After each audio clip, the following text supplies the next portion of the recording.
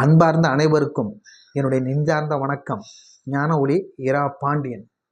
எந்த ஒரு தீர்ப்பும், எந்த ஒரு உத்தரவும், எந்த ஒரு ஆணையும், எந்த ஒரு காரியமும் தனக்கு சாதகமாக நடந்துவிட்டால், தனக்கு சாதகமாக முடிந்துவிட்டால் மனிதன் மகிழ்ச்சியில் கொண்டாடுகிறான், வெற்றி கொண்டாட்டம் போடுகிறான், நண்பர்களை எல்லாம் சேர்த்து கொண்டு கூத்தாடுகிறான். அதே சமயத்தில் எந்த ஒரு தீர்ப்பும், எந்த ஒரு உத்தரவும், எந்த ஒரு ஆணையும், எந்த ஒரு காரியமும் தனக்கு எதிராக முடிந்துவிட்டால், தனக்கு எதிராக நடந்துவிட்டால் மனிதன் கத்துகிறான், கதறுகிறான், புலம்புகிறான். இதுதான் மனப்பக்குவம்.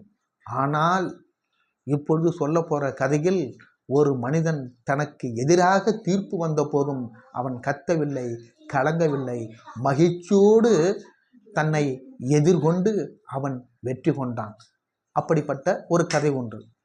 ஒரு ராஜா ஒருவர் இருந்தார். அந்த ராஜாவுக்கு ஆலோசனை சொல்வதற்கு அறிஞன் ஒருவர் இருந்தார். அந்த அறிஞர் அவ்வப்போது சில தவறுகளை செய்வார்.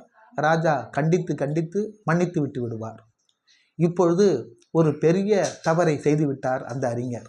ராஜா சேவர்களை விட்டு அந்த அறிஞரை அழைத்து வரும்படி சொன்னார். சேவர்கள் அந்த அறிஞரை அழைத்து வந்தார்கள். அரசரின் முன் நிறுத்தினார்கள். அரசர் சொன்னார், அறிஞரே, இதற்கு முன் பல தவறுகளை நான் மன்னித்து விட்டிருக்கிறேன். ஆனால் இன்றைக்கு நான் உங்களை மன்னிக்கப் போவதில்லை. இன்று நீங்கள் செய்த தவறுக்காக நான் தக்க தண்டனை தரப்போகிறேன். நீங்கள் எதை சொன்னாலும் கேட்க மாட்டேன். நீங்கள் எதை சொன்னாலும் நான் கேட்க மாட்டேன். எனவே அறிஞரின் தலையை வெட்டுங்கள் என்று ஆணையிட்டார்.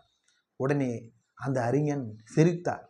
சிரித்து கொண்டே சொன்னார், மன்னரே, என் தலையை வெட்டுங்கள், என் தலையை வெட்டுங்கள் என்று கூக்குரலிட்டார். உடனே அந்த சேவகர்கள் அவர்கள் தலையை வெட்டுவதற்கு வாளை எடுத்து தயாரானார்கள்.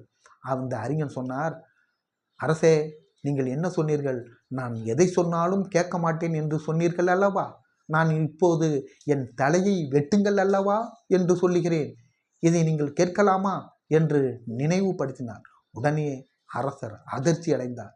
இவர்தான் சிறந்த அறிஞன், இப்படிப்பட்ட அறிஞன்தான் அரண்மனைக்கு தேவை என்று முடிவு செய்து அந்த அறிஞனை தன் கூடவே அரண்மனையில் வைத்து கொண்டார்.